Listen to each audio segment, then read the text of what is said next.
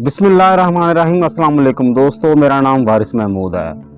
क्या आप जानते हैं कि हिचकी क्यों आती है? हिचकी नाज़रीन कराम एक ऐसा अमल है जिस पर मजहबी फ़िरका वारियत की वजह से मुख्तलिफ राय हैं। जैसे कोई कहता है कि जिस्म में पानी की कमी की वजह से हिचकी आती है, और कोई कहता है कि सांस की नाली में खाने का जर्रा चला जाए तो हिचकी आती है। इसी तरह एक ग्रोह का ये भी कहना है कि हिचकी उस वक्त आती है जब आपका कोई प्यारा आपको याद कर रहा हो, यानी वो इंसान आपको याद करके हिचकियों की सूरत में मिस कॉल देता है। नाज़रीन कराम, ये सारी फेक बातें हैं, बिना मतलब के फजूल बातें हैं, इनका रियलिटी के साथ कोई तल्लक नहीं है। अब सवाल ये पैदा होता है कि हिचकियाँ कैसे आती हैं और इन्हें कैसे रोका जा सकता है। ख़वातीनो हजरात, जब हम सांस लेते हैं तो सांस की नाली के आगे एक गैर जरूरी, जब हवा अंदर जाती है तो एक गैर जरूरी सिकड़ाव सा पैदा हो जाता है, इसे क्लाउड्स कहते हैं। और जब इंसान सांस लेते हैं तो हवा उस तंग ग्लोट से गुजरती है तो एक खास किस्म की आवाज पैदा होने लग जाती है, जिसे हम हिचकी कहते हैं।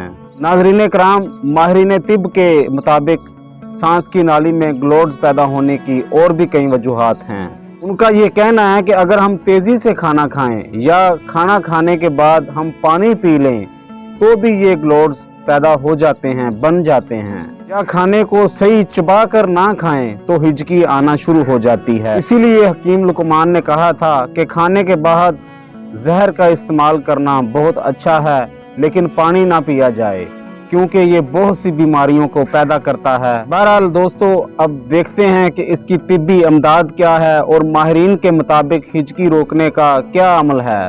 दोस्तों, इसमें सांस रोकने या कोई और तरीका करने की बजाय अपनी कान की ये जो लो है, यानी कान के नीचे जो नरम हिस्सा है, इसे मुसलसल मसलना शुरू कर दें। चंद सेकंड में ही आपकी हिचकी रुक जाएगी। और डॉक्टरों का कहना है कान का मसलना किसी और तरीके की निस्बत ये ज्यादा कारगर साबित हुआ है, और ये तरीका बहुत आसान भी है, क्योंकि इसमें पैसे नहीं लगते, कोई मेहनत नहीं लगती। नाज़रीन कराम, इसी तरह कोई और तरीके भी हैं जिनसे आप हिचकी को 1 मिनट में रोक सकते हैं। मसलन जिस इंसान को हिचकी आ रही हो उसे कोई ऐसी बात की जाए जिसे शॉट लगे, ज़हनी झटका लगे, हिचकी फौरन रुक जाएगी। मेडिकल एक्सपर्ट्स का कहना है कि जुबान के नीचे शहद रखने या लीमू चाटने से भी हिचकी रुक जाती है। नाज़रीन कराम, वैसे तो ये हिचकियाँ इतनी ज्यादा नहीं आती, 2-4 मिनट, 5-10 मिनट के बाद ये रुक जाती हैं। अगर ये बढ़ जाएं तो डॉक्टर के साथ जरूर मशवरा करें, क्योंकि एक तहकीक में बहुत देर तक हिचकियों का आना निमोनिया की निशानी होती है।